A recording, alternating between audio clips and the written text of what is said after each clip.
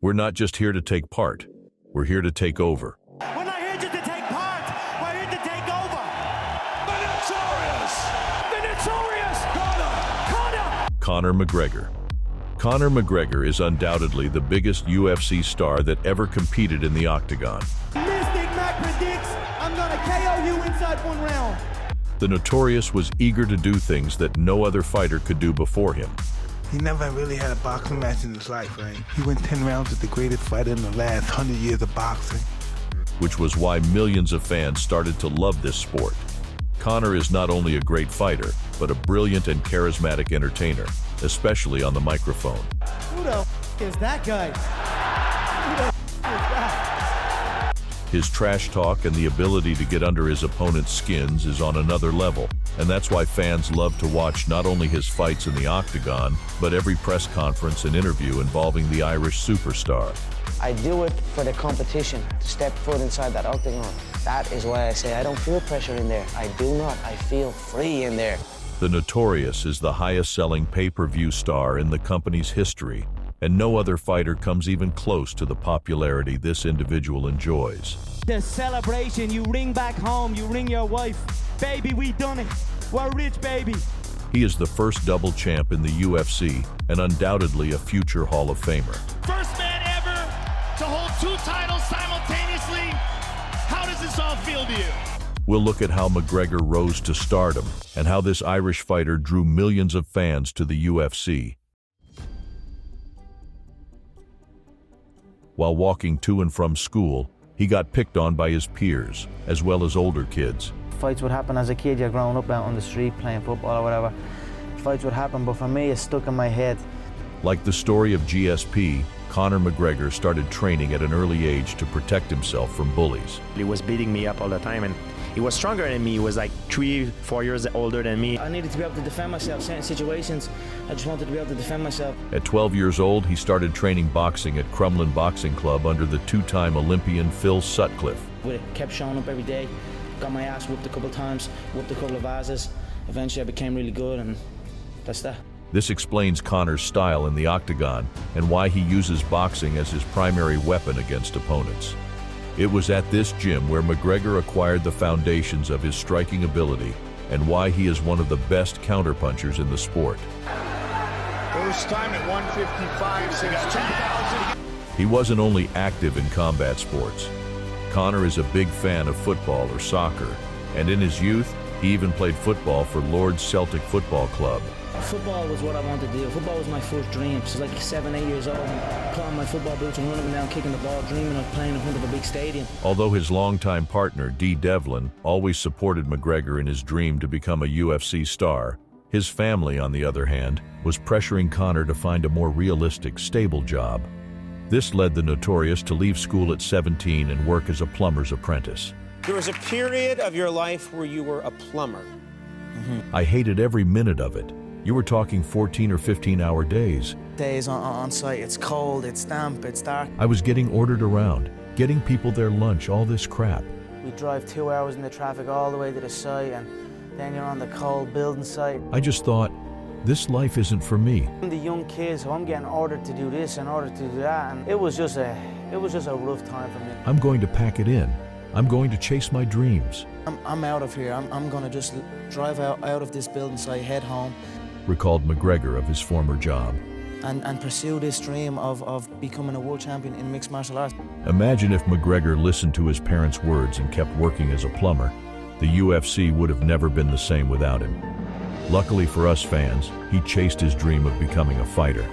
On February 17, 2007 at 18, Conor made his mixed martial arts debut in an amateur fight against Kieran Campbell for the Irish Ring of Truth promotion in Dublin. He won the bout via first-round TKO, and shortly after, he turned professional, signing with the Irish Cage of Truth promotion. In 2018, the Notorious started training at the Straight Blast Gym in Dublin under coach John Kavanagh. But then I met a guy who was doing jiu-jitsu. Tom Egan, his name was. Then he met my coach, John Kavanagh.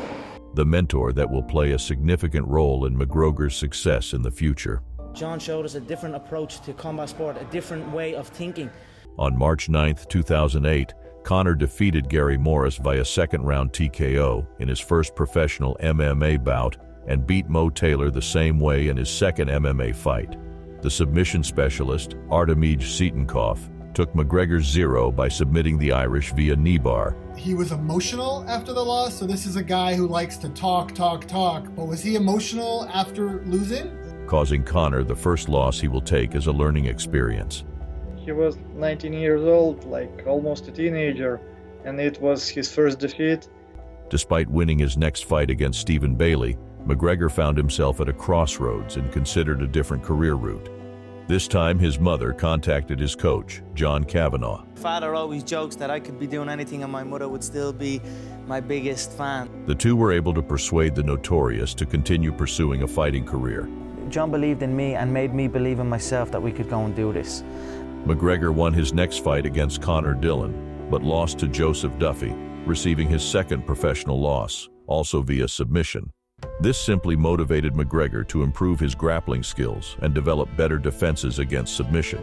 Thanks to his discipline and determination, McGregor returned better than ever. He grapples a lot, he trains, and he's good. Going on an 8-fight winning streak while finishing all the opponents before the final bell. During this process, he won both the CWFC lightweight and featherweight championships. You've just become a 2-division champion in Cage Warriors. I know you were told during the week, the first person to do it in a major organization since Dan Henderson. Becoming the first European professional MMA fighter to simultaneously hold titles in 2 divisions. This got Dana White's attention, and in February 2013, after meeting with McGregor in Dublin, the Notorious was offered a contract days later. What's up, man? UFC, man. Yeah, thank you very much. After talking to McGregor and deciding to sign him with the promotion, Dana White immediately told the Fertitas brothers that if this kid could even throw a punch, he would be a superstar. The UFC president recognized this young Irish fighter's star power simply on how he spoke and his inherent charisma. McGregor made his UFC debut on April 6, 2013, against Marcus Brimage. All I heard about was Conor McGregor. I'd never heard of the kid before. And, I went out there and there was a ton of hype behind him before he even got here. The Irishman had a flawless performance, knocking Brimage out in the first round, making a statement that UFC is his new home. Dana! 60 G's, baby! In his second UFC fight, he faced the young Max Holloway. I think he deserves all the hype. He's the first guy from Ireland. I think he deserves it. These two fought way before their prime time, and if they had made this fight a few years later, it would have been massive. The result is not in my thoughts. I'm just going to go out and perform and do what I do day in, day out. Although McGregor is primarily a striker, he mixed his wrestling with striking, outclassing the Hawaiian fighter in every department. Door shuts, I'm going to go forward, I'm going to go at my opponent, and we're going to exchange. On the other hand, Max showed a lot of toughness and heart, and he refused to go down, even though McGregor possesses that one-punch knockout power. Conor edged Holloway on the scorecards, winning his second bout via unanimous decision. The Notorious Conor! Judging by McGregor's matchups, it looked like he was not afraid to step up in competition and fight against the best. In his third UFC fight, he faced the dangerous Brazilian Jiu-Jitsu black belt, Diego Brandão. Before the bout, McGregor promised to finish the Brazilian fighter in the first round. Cracking with shots that he hasn't felt, and then ultimately he will crumble. I do believe he won't get out of the first round. Sure enough, he kept his promise and TKO'd Diego in the first round. This served as another reminder that Conor is a knockout artist who finishes bouts before the final bell.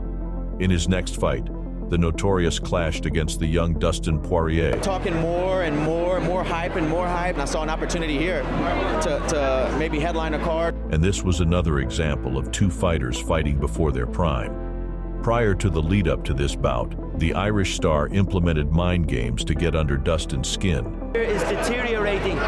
His skill level has stagnated. His shots are basic, and I believe this is where it comes to an end.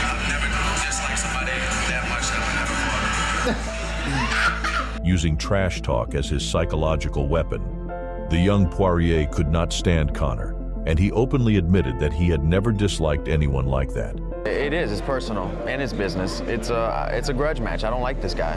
When they entered the octagon, the Diamond was overwhelmed by emotions and was led by anger and frustration. Using psychology to his advantage, McGregor managed to do easy work of Dustin, knocking him out early in the first round. The scary thing about that was he made it look easy. I said I'd knock him out in the first round, and I knocked him out in the first round. His next bout against Dennis Siver was not much different. Conor used psychological warfare at one point, even labeling Siver a Nazi in a post that he quickly deleted. The Russian-born German possessed one of the best spinning back kicks in the game. However, this technique was useless against Conor, and he was no match for the notorious. Siver survived the first round, but was dominated and overwhelmed in the second, losing the bout via TKO. Being 5-0 in the UFC and spectacularly finishing 4 of his opponents earned him the shot for the featherweight title. However, that was a very high mountain to climb, and at the top of that mountain was the king of Rio himself, Jose Aldo. This was the time when Conor's popularity was skyrocketing. He had the whole nation of Ireland behind him, and they were taking over the UFC. The support out there was unbelievable. It was green walking out there. The place was green.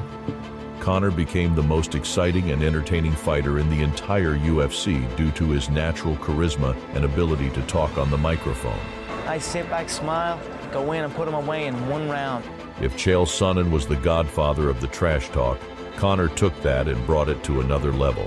For me to go out and put Dustin away in one round, guess what? I skipped the queue and fight for that belt. He wasn't only a natural on the microphone, but could back it up in the octagon, which Sonnen was unable to do. Whenever there was an interview or a press conference, McGregor was the man of the hour and targeted everyone in the room. Take that guy's belt. I'm looking around. I don't know what anyone else has for me around here. I might have to jump up and drag Floyd Mayweather out of bed and see what the he's at again. When the Go Big press conference was airing, he trash-talked Aldo, Dos Anjos, Cerrone, and Chad Mendes. No one was safe. Don't say you would not take that fight, because you would take that fight like everyone else up here would take the fight against me. You're stiff as a board. I'd snap you in half. December 12th, the division will be killed like I predicted. $500,000 I gave you. Notice 48,000 you went from. His confidence, trash-talking, and ability to back up his words in the cage made him a superstar like nobody else in UFC history. People are always saying about the talk, and I talk, and I talk, and I talk, but guess fucking what? I back it up. Some people had never heard of the UFC, but they quickly became fans, all thanks to Conor. He promptly became Dana White's favorite fighter for a good reason. The reason he is a global superstar and people love this guy is because he's a real fighter.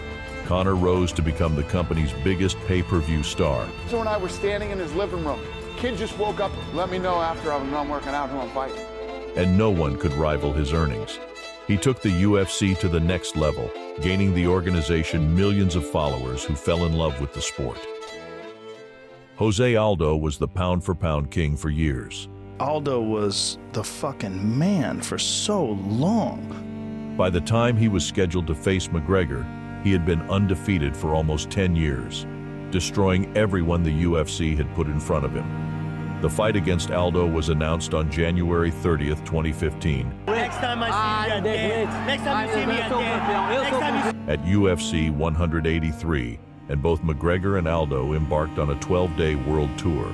The World Championship Press Tour that's going to visit 10 cities and 5 countries over the next 12 days. However, on June 23rd, it was reported that Aldo had suffered a rib fracture and had pulled out of the fight. He broke his fucking rib. Oh my God. He has a non-displaced fracture. This did not stop McGregor from achieving his goal of becoming a UFC champion. On 2 weeks' notice, he accepted a fight against the dangerous wrestler Chad Mendes for the interim featherweight championship. I match up horrible for this guy. Conor, do you know what wrestling is? This fight brought in $7.2 million, breaking the record for a mixed martial arts event in the United States. Who gives a shit if number 2 steps out in place of number 3? At the end of the day, I'm number 1. This was just another indication of how huge of a superstar Conor has become. Although McGregor struggled against Chad's superior grappling in the first and much of the second round, he was able to exhaust the American and finish Mendes via TKO by the end of the second round. I butchered your face. I KO'd you. You were curled up like a bitch. This victory earned him the interim featherweight championship, but the king of this division was still Jose Aldo.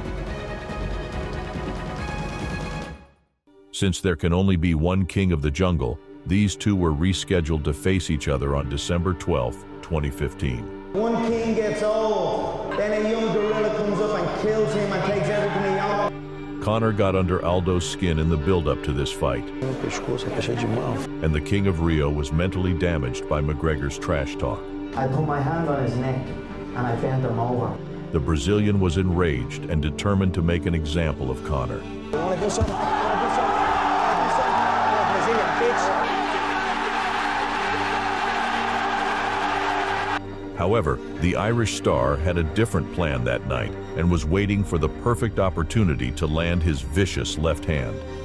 As Aldo tried to close the distance and throw a combination, Conor countered it with a straight left to the chin, knocking the Brazilian star unconscious with one punch, only 13 seconds in the fight. The arena erupted. UFC featherweight champion of the world! Precision beats power and timing beats speed, and that's what you saw there. The fighter who was undefeated for 10 years was knocked out cold in a matter of seconds. Conor was now the undisputed UFC featherweight champion, and nobody could deny that this fighter was for real.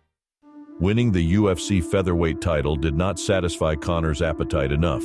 The pound-for-pound #1 fighter on the roster, undefeated in 10 years, the company's only featherweight champion. Soon after this bout, he announced the plans to become the first UFC double champ. Most certainly I'm looking to replicate what I have achieved in my previous promotion, a two-weight world champion, held consecutively. Holding 2 UFC titles in 2 different weight divisions. Rafael dos Anjos was the UFC lightweight champion at the time, and they were set to battle for the UFC lightweight title. For a second title, that would make this an historic fight. This man across from me has a title. He has nothing else but that. However, the Brazilian fighter pulled out due to an injury and was replaced by the Stockton native Nate Diaz. Nate shocked the world by beating McGregor, but the Irish star was so focused and determined to achieve his goal that he immediately demanded a rematch against Nate. Just shook up the world. How's that feel? Hey, I'm not surprised. This time, Conor played an intelligent game, attacking Nate's legs, winning most of the rounds, and earning a majority decision victory. When Diaz was removed from his list, Conor could now focus on the lightweight title again. On September 27th, it was officially announced that McGregor's next bout would be against Eddie Alvarez for the UFC lightweight championship. Conor had a flawless performance in that fight, dropping Alvarez multiple times throughout the first round. In the second round, the Notorious took over where he left off, counterattacking Eddie's moves. He eventually stopped Alvarez via technical knockout in the second round. History was made. This result marked the first time a fighter held UFC belts in 2 weight classes. I'd like to take this chance to apologize to absolutely nobody. I dreamed into reality. Oh, that looks good. After winning 2 UFC titles and achieving his goal, McGregor enjoyed massive popularity among fans worldwide. He stepped back from competing in the UFC and tried his skills in a boxing ring against Floyd Mayweather. I don't see him lasting 2 rounds. I feel I will have the decision to end it inside 1. Although he lost that fight, he got the biggest payday of his life. He returned to the octagon after 2 years of absence against the legendary Khabib Nurmagomedov. Although he lost that fight via neck crank in the 4th round, this was the highest-selling fight in UFC history, with 2.4 million pay-per-view buys. After this defeat, he took some time off before returning to action in early 2020, destroying Cowboy Cerrone in the 1st round and proving that he is not done competing. Nonetheless, he lost his next 2 fights against Dustin Poirier, losing in an unfortunate manner when the two battled for the 3rd time, fracturing his leg in the process. Since that injury, Conor has been recovering and eyeing a return to the octagon.